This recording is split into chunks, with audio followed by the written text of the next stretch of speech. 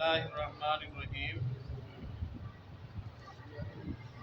الحمدللہ، ماہ رمضان المبارک کے بعد اپنے اس خیر کے سلسلے کو اللہ کی توفیق اور اللہ کی خاص مدد کے ذریعے اس دعا کے ساتھ شروع کرتے ہیں کہ اللہ تعالی ہمارے عمل میں خلوص پیدا فرمائے، اسے درجہ قبولیت سے نوازے، ہم سب کے لیے بخشش کا اور آخرت کا ذخیرہ بنائے اسے، اور اس عمل صالح کو ہماری کوتاہیوں کی معافی اور ہمارے درجات کی بلندی کا اللہ اپنی رحمت سے سبب بنائے، آمین اس کلاس میں برکت فرمائے، آمین اسے ہدایت کے پھیلاؤ کا سبب اور ذریعہ بنائے، آمین نظریات کی تطہیر، عمل کی بہتری کا اللہ تعالیٰ اسے سبب بنائے۔ آمین ہم نے بات روکی تھی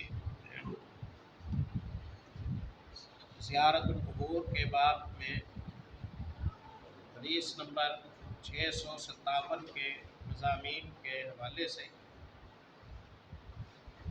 روایت کے راوی سیدنا انس بن مالک رضی اللہ تعالیٰ عنہ ہیں، قال مر النبی صلی اللہ علیہ وسلم بامرأۃ تبکی عند قبر،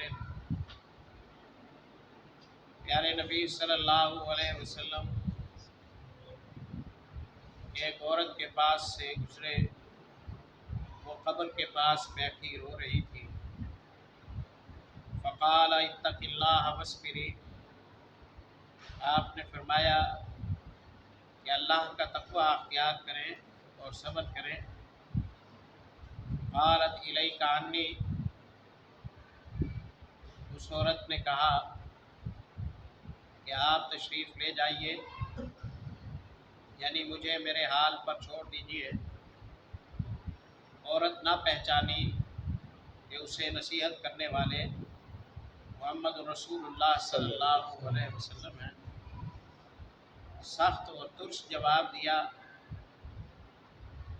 موقع تقاضا کرتا تھا کہ اب اس کو مزید طول نہ دیا جائے کہ وہ انجانے میں کوئی اس سے زیادہ بڑی اور خطا کی بات نہ کرے، اس لیے آپ صلی اللہ علیہ وسلم کی دانائی تھی کہ آپ صلی اللہ علیہ وسلم نے اس کے ساتھ اس موقع پر، جبکہ وہ شدید غم میں ہے، شدید بے چینی میں ہے، اس موقع پر اس کے ساتھ بات اور بحث کو طول دینا آپ نے مناسب نہ سمجھا۔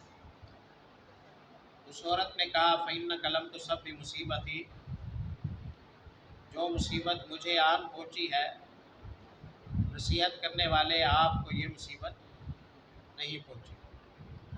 یہ عورت کا خیال تھا، ورنہ نصیحت کرنے والے کو جو مصیبتیں پہنچی وہ اس عورت کی نسبت بہت زیادہ تھی۔ پیارے نبی صلی اللہ علیہ وسلم نے اپنی حیات مبارکہ میں 3 بیٹوں کو اور 3 بیٹیوں کو دفن کیا۔ آپ صلی اللہ علیہ وسلم پر جان نچھاور کرنے والے رفقاء کی شہادتیں ہوئیں، آپ صلی اللہ علیہ وسلم نے اس سے بڑی تکلیفیں اور مصیبتیں جھیلیں، لیکن بہرحال یہ موقع کسی بحث کا تقاضا نہیں کرتا تھا، کیونکہ داعی معاملات کو الجھانے کے لیے نہیں، معاملات کے سلجھاؤ کے لیے ہوتا ہے، خرابی پیدا کرنے کے لیے نہیں ہوتا، اصلاح پیدا کرنے کے لیے ہوتا ہے، غلطیاں بڑھانے کے لیے نہیں ہوتا، غلطیاں گھٹانے کی کوشش کرتا ہے۔ اس لیے آپ صلی اللہ علیہ وسلم نے اسے کچھ نہ کہا۔ ولم تعرف، راوی کہتے ہیں کہ عورت نے یہ 2 سخت جملے آپ صلی اللہ علیہ وسلم سے کہے، کیونکہ وہ آپ کو پہچانی نہیں۔ फ़क़ील लहा इन्नहु नबी सल्लल्लाहु अलैहि वसल्लम, औरत को बताया गया कि वो तो नबी सल्लल्लाहु अलैहि वसल्लम थे जो तुम्हें नसीहत कर रहे थे। औरत शर्मिंदा हुई, औरत को अपनी गलती का इदराक और एहसास हो गया। वो माज़रत करने के लिए नबी करीम सल्लल्लाहु अलैहि वसल्लम की खिदमत में हाजिर हुई। फ़ातत बाब नबी सल्लल्लाहु अलैहि वसल्लम, नबी सल्लल्लाहु अलैहि वसल्लम के दरवाज़े पर पहुँची। नबी सल्लल्लाहु अलैहि वसल्लम के दरवाज़े पर पहुँची। यहाँ ठहर कर हम एक नतीजा अखज़ करते हैं कि इंसान से जितनी बड़ी भी ख़ता हो जाए, यह जो ख़ता है ये कोई मामूली ख़ता नहीं है।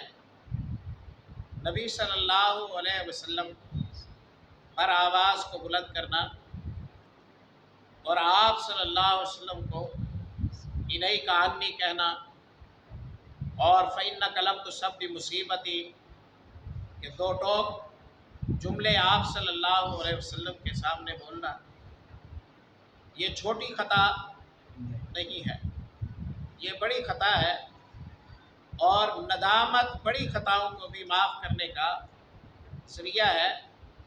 औरत को नदामत हो गई, औरत को शर्मिंदगी हो गई, तो उसके पिछले कबीरा गुनाह भी अल्लाह की रहमत से माफ़ हो जाएंगे। कबीरा गुनाह भी उसके अल्लाह की रहमत से माफ़ हो जाएंगे।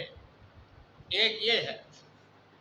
दूसरी ये बात सामने आई कि अगर गुनाह करने वाले ये शऊर का उसके गुनाह के साथ दखल ना हो, बेशऊरी में हो गया हो, लाइल्मी में हो गया हो, अनजाने में हो गया हो, गुनाह अगरचे बड़ा हो लेकिन उसका शऊर और उसका सेंस उसके साथ नहीं है जब उसने गुनाह किया, तो ऐसे में उस पर फैसला करने में उसे रियायत दी जाएगी। ऐसे में फैसला करने पर उसे रियायत दी जाएगी। मैं मिसाल दिया करता हूँ, जैसे आप सल्लल्लाहु अलैहि वसल्लम की मुस्लिम में हदीस है कि अल्लाहु अफ़रहु बितौबति अब्दिही, अल्लाह बंदे के तौबा करने पर ज़्यादा खुश होता है उस शख्स की निस्बत काना फी फुलाद, जो खुले मैदान में है, सहरा में है, अपनी ऊँटनी पर सवार है, सवारी को बिठाया, खुद लेट गया, उठा तो सवारी मौजूद नहीं है, सादे राह खाना पानी भी उसी पर था, ऊँट गायब है, लकोदक सहरा है, ज़िंदगी से मायूस हो गया, उम्मीद नहीं है बच जाने की। कहा कि उस जगह पर जाकर मरता हूँ जिस जगह पर मैंने सवारी गुम की थी, वहाँ जा बैठा, आँख लग गई, आँख खुली तो देखा कि ऊँट मौजूद है और उस पर ज़ादे राह पानी भी मौजूद है।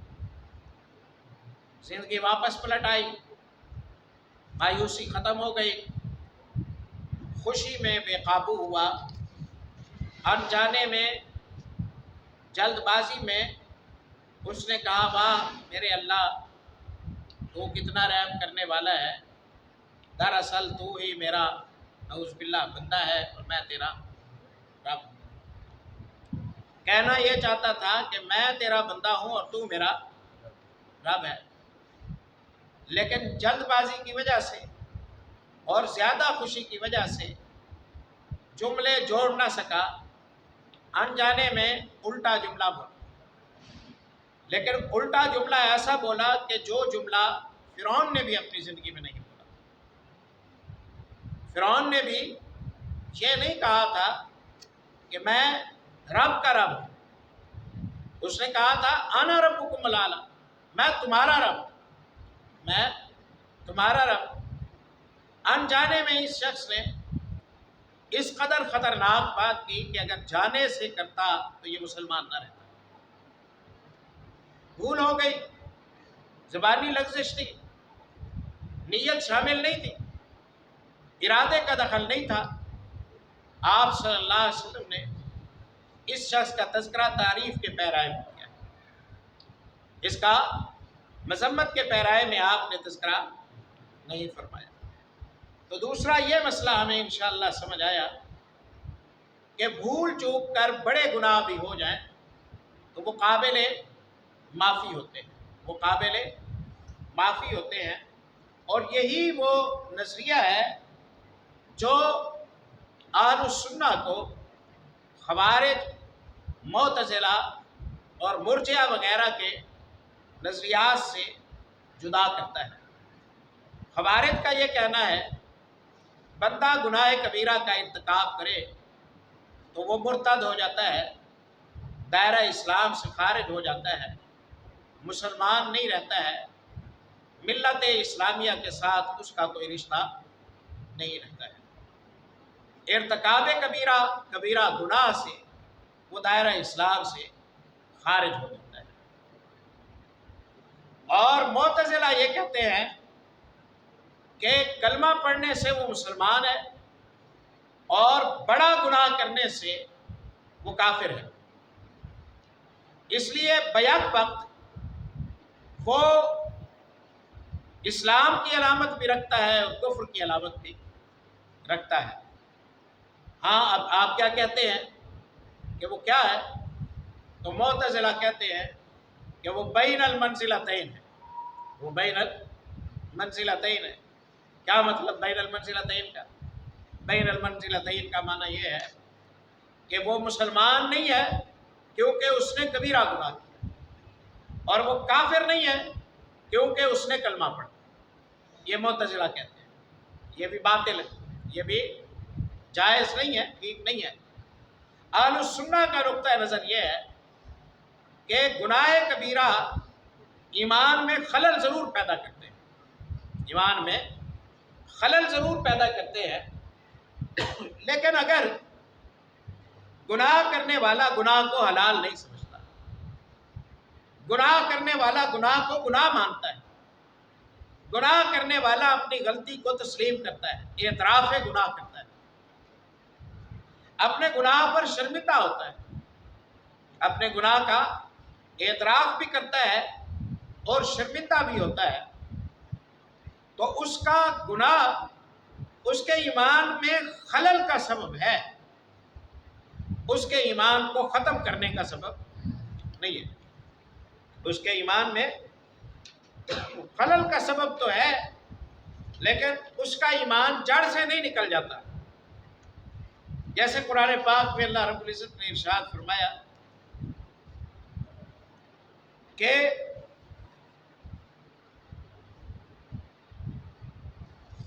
شرک کے حوالے سے اللہ رب العزت ارشاد فرماتے ہیں کہ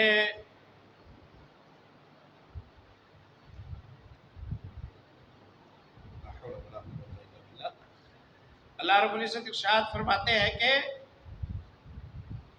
جو شخص ان اللہ لا یغفر ان یشرک بہ ویغفر ما دون ذلک لمن یشاء، اللہ تعالیٰ نے یہ تو طے کیا ہے کہ شرک اس کے ساتھ کیا جائے تو اس سے کوئی معافی نہیں، اس سے چھوٹی جو غلطی بھی ہوگی چاہے گا تو اسے معاف کرے گا، اس سے چھوٹی جو غلطی بھی ہوگی چاہے گا تو اسے معاف کر دے گا۔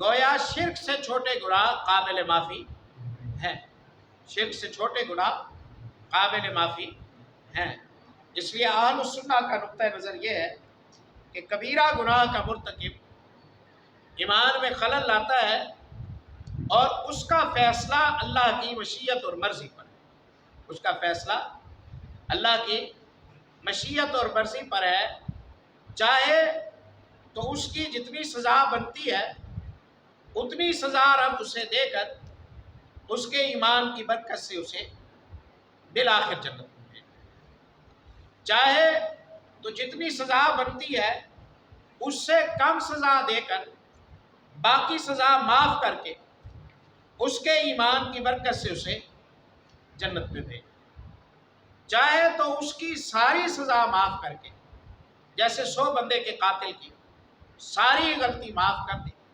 اسے جنت میں بھیج دے۔ تو ارتکاب کبیرہ کبیرہ گناہ کرنے سے بندے کا فیصلہ اللہ کی مشیت پر ہوتا ہے. دنیا کی زندگی میں اس کے متعلق جو فیصلہ ہے وہ یہ ہے کہ وہ مسلمان ہے. وہ مسلمان ہے لیکن ناقص الایمان ہے. مسلمان ہے لیکن ناقص الایمان ہے. 100 بندوں کا قاتل مرتد نہیں ہو گیا تھا، مسلمان ہی رہا تھا. جن پر چوری کی حد قائم کی وہ کافر نہیں ہو گئے تھے، مسلمان ہی رہے تھے. جن پر بدکاری کی حد قائم کی گئی تھی وہ کافر نہیں ہو گئے تھے، وہ مسلمان رہے تھے. تو بندہ جب گناہ کو گناہ مانتا ہو، گناہ کو حلال نہ سمجھتا ہو، مستحل نہ ہو، گناہ پر شرمندہ ہوتا ہو، ایسی صورت میں اس کا جو گناہ ہے وہ اتنا خطرناک نہیں ہوتا جتنا اس شخص کا گناہ خطرناک ہوتا ہے کہ جو گناہ کو حلال سمجھ کے کرتا ہو. جو گناہ کو حلال سمجھ کے کرتا ہو. فاتت باب النبی صلی اللہ علیہ وسلم فلم تجد عنده بوابین. رسول اللہ کے دروازے پر آئی صلی اللہ علیہ وسلم. دروازے پر چوکیدار نہیں پائے، دروازے پر چوکیدار نہیں پائے. انس بن مالک رضی اللہ تعالیٰ عنہ یہاں یہ بیان فرما رہے ہیں. یہاں قابل غور بات ہے کہ اللہ پر توکل وسائل کو استعمال کرنے میں مانع نہیں ہے. آج شوگر کا مریض میٹھا استعمال کرتا ہے، جب اس سے کہا جائے کہ بھئی یہ تو ٹھیک نہیں ہے، وہ کہتا ہے جو رات قبر میں آنی ہے وہ باہر نہیں آئے گی، اللہ پر توکل، اللہ پر بھروسہ، میں کھا رہا ہوں، کوئی فرق نہیں پڑتا.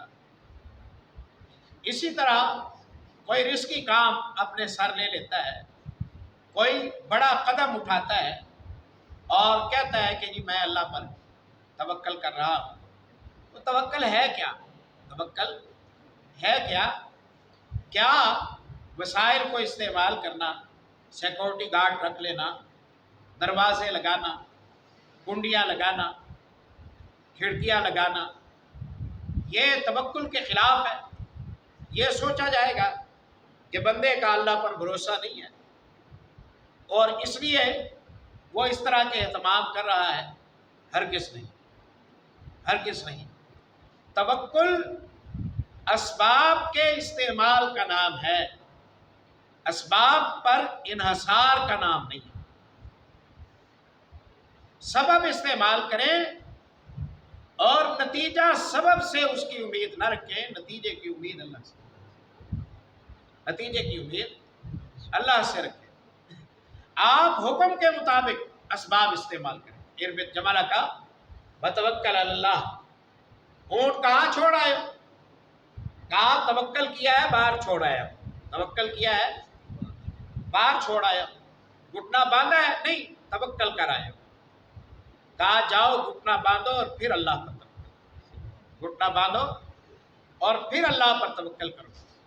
اور رسول اللہ صلی اللہ علیہ وسلم نے کیا ارشاد فرمایا؟ لو انکم تتوکلون علی اللہ حق توکلہ.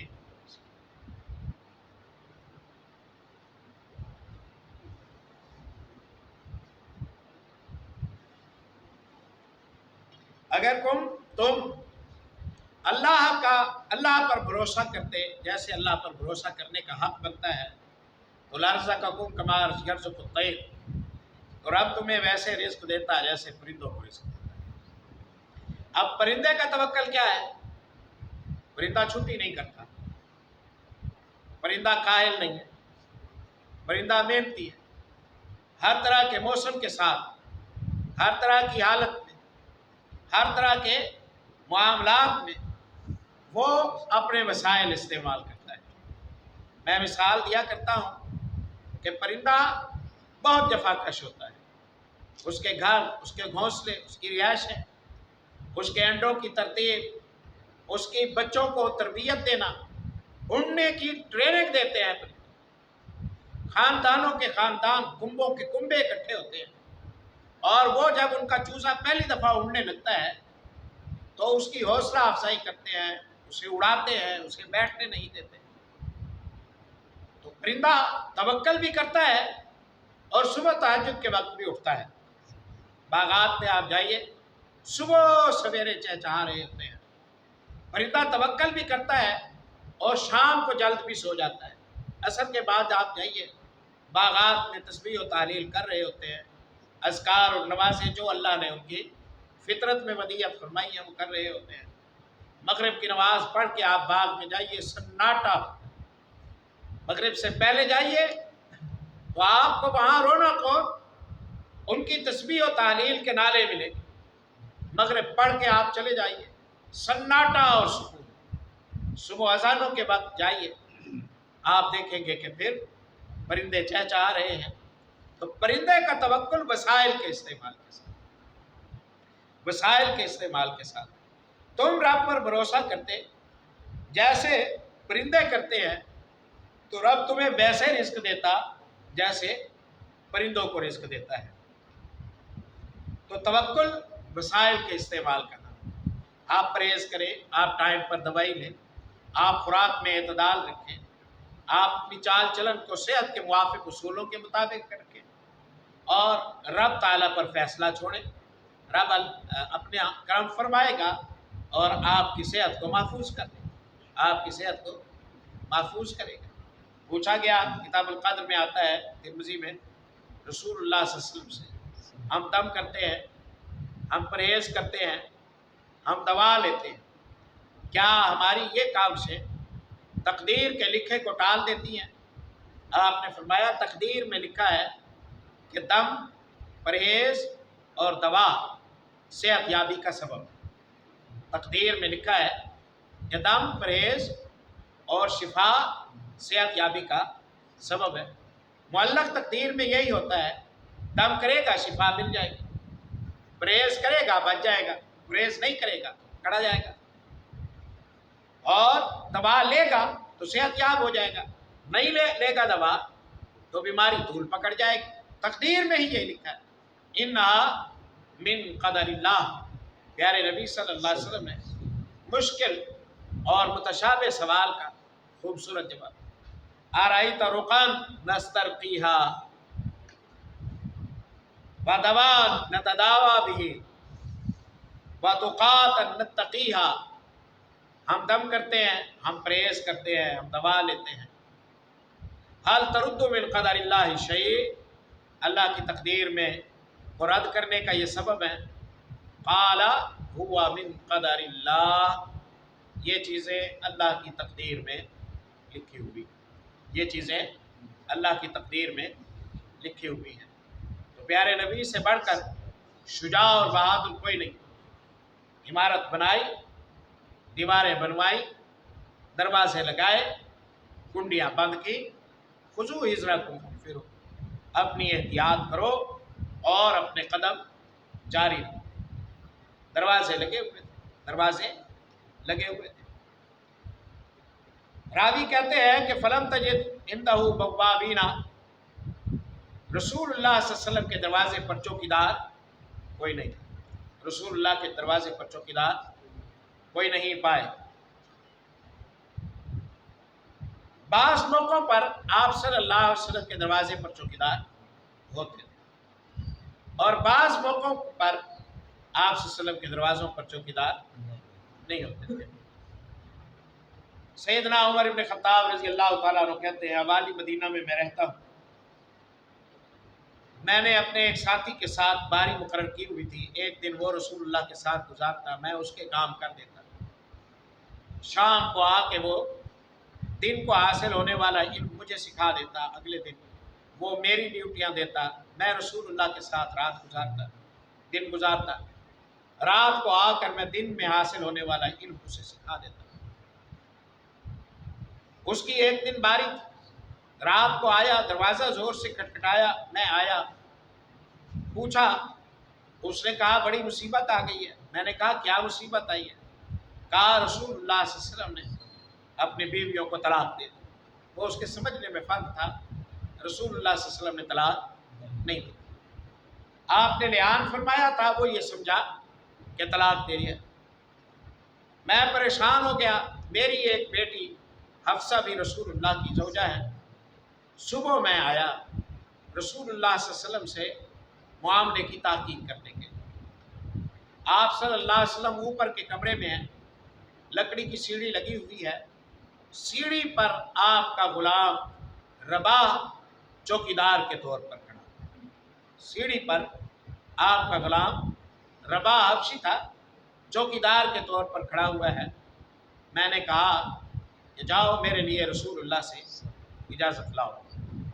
उस हदीस में यह पता चलता है कि चौकीदार मौजूद था। यहाँ अनस इब्न मालिक रज़ी अल्लाह अन्हु कहते हैं कि चौकीदार मौजूद नहीं है। तो वक्त और हालात तकाजा करते हो सिक्योरिटी में इजाफे का तो कर लें, और वक्त और हालात तकाजा ना करते हो तो ना करें। फिर भी हिफाजत अल्लाह के ज़िम्मे, फिर भी हिफाजत अल्लाह के ज़िम्मे, वसाइल इस्तेमाल करने हैं अल्लाह के हुक्म की वजह से। भरोसा चौकीदार पर नहीं, भरोसा रब ताला पर है, भरोसा रब ताला पर है। और यहाँ ठहर कर एक और बात भी हम कर जाते हैं। कुरान पाक में अल्लाह रब्बुल इज़्ज़त ने इरशाद फरमाया, वल्लाहु यासिमुका मिनन नास, ए मोहम्मद रसूलुल्लाह सल्लल्लाहु अलैहि वसल्लम, अल्लाह ताला आपको लोगों की तकलीफ़ से महफूज रखेगा, अल्लाह ताला आपको लोगों की तकलीफ़ से महफूज फरमाएगा। आप सल्लल्लाहु अलैहि वसल्लम के पास साथी आए, आपने फरमाया पलट जाओ, रब ताला ने मुझे हिफाजत की ज़मानत दे दी है, इसलिए आप तुम्हारी चौकीदारी की मुझे ज़रूरत नहीं, मुझे तुम्हारी चौकीदारी की ज़रूरत नहीं है। तो यहाँ चौकीदार है और वहाँ चौकीदार की ज़रूरत नहीं है। इस मसले को मुफस्सिरीन ने सामने रखा है। वो कहते हैं आयत में जो ज़मानत है वो इस बात की ज़मानत है कि दुश्मन आपकी जान नहीं ले सकेगा। आयत में ज़मानत है जो वो इस बात की ज़मानत है कि दुश्मन आपकी जान नहीं ले सकेगा, लेकिन दुश्मन आपको नुकसान पहुंचाने की कोशिश करे, जख्म लगाने की कोशिश करे, इसका खतरा है। इसलिए जान अगरचे महफूज हो, लेकिन दीगर तकलीफ़ात से बचने के लिए सिक्योरिटी का बंदोबस्त कर लिया जाए तो कोई हर्ज की बात नहीं है। बुखारी किताबुल एहतसाम में आता है, सैयदना अबू मूसा अशरी रज़ी अल्लाह तआला अन्हु नबी करीम सल्लल्लाहु अलैहि वसल्लम के चौकीदार बने। सैयदना उमर इब्न ख़त्ताब रज़ी अल्लाह तआला अन्हु आपके सिक्योरिटी के दस्ते के इंचार्ज होते थे। जंग खंदक के मौके पर, जंग बदर के मौके पर आप सल्लल्लाहु अलैहि वसल्लम की सिक्योरिटी के इंचार्ज सैयदना अबू बकर सिद्दीक़ रज़ी अल्लाह तआला अन्हु, उम्रा क़ज़ा में आप सल्लल्लाहु अलैहि वसल्लम की सिक्योरिटी पर मामूर सैयदना अब्दुल्लाह बिन रवाहा रज़ी अल्लाह तआला अन्हु और उनकी पूरी टीम थी। फ़तह मक्का वाले दिन आप सल्लल्लाहु अलैहि वसल्लम की सिक्योरिटी के लिए तीरों और नेज़ों की बाढ़ में आप सल्लल्लाहु अलैहि वसल्लम को लाया गया ताकि कोई दुश्मन आपको नुकसान न पहुंचा सके। तो रब ताला पर तवक्कुल वसाइल को इस्तेमाल करने और ज़राए को इस्तेमाल करने में माने नहीं है। लेकिन आज ये खातून आई तो लम तजिद इंदहु बव्वाबीना, रसूलुल्लाह के दरवाजे पर चौकीदार नहीं पाए। दिन का वक्त है, अनस रज़ी अल्लाह अन्हु वहाँ मौजूद हैं, दीगर सहाबा कराम का आना जाना है। बाज़ दफ़ा इजाफी सिक्योरिटी की ज़रूरत नहीं होती है कि जब बहुत